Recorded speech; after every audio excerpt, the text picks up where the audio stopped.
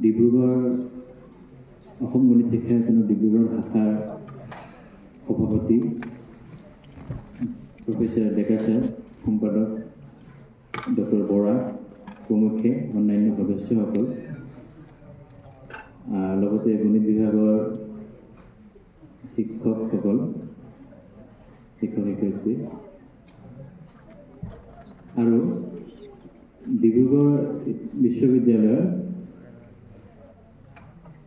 Authority আমাক আজি প্ৰেক্ষাগৃহ দি আমাক আমাৰ কাৰ্যসূচী কৰাৰ অনুমতি দিয়াৰ বাবে আৰু প্ৰগ্ৰেমটোৰ বাবে যিখিনি ফাইনেন্সিয়েল ছাপৰ্টো দৰকাৰ হৈছিলে পাৰ্চিয়েল এমাউণ্ট ইউনিভাৰ্চিটি অথৰিটিৰ পৰাও আগবঢ়াইছে। গতিকে তাৰ বাবে আমি কৃতজ্ঞ।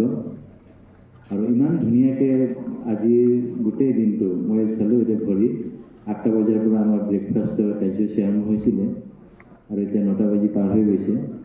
গতিকে 13 ঘণ্টা দীঘলীয়া কাৰ্যসূচী হয়তো মই এটেণ্ড কৰি এইটোৱে প্ৰথম নেকি। কণ্টিনিউৱাছলি আমি চাহ খাবলৈ যিখিনি সময় পাইছোঁ তাতো অনেক কিবা ব্যস্ততা আছিলে। গতিকে যিয়ে নহওক খুবেই ভাল প্ৰগ্ৰেম হৈছে, আয়োজকসকলে যথেষ্ট কষ্ট কৰিছে। গতিকে ধন্যবাদ।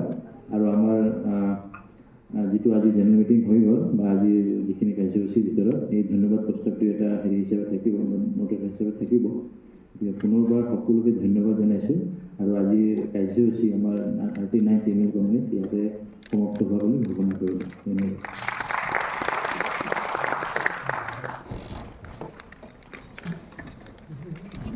শলাগৰ শৰাই আগবঢ়োৱাৰ বাবে ছাৰলৈ কৃতজ্ঞতা জ্ঞাপন কৰিছোঁ।